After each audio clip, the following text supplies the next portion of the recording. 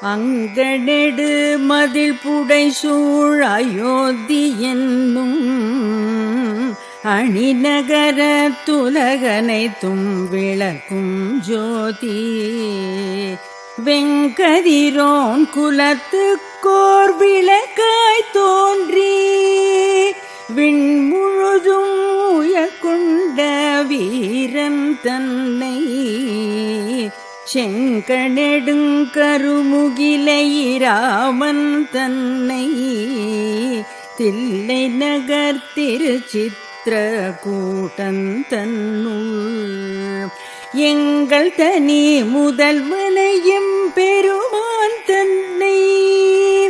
என்று கொலோ கண்குளிர காணும் நாளே.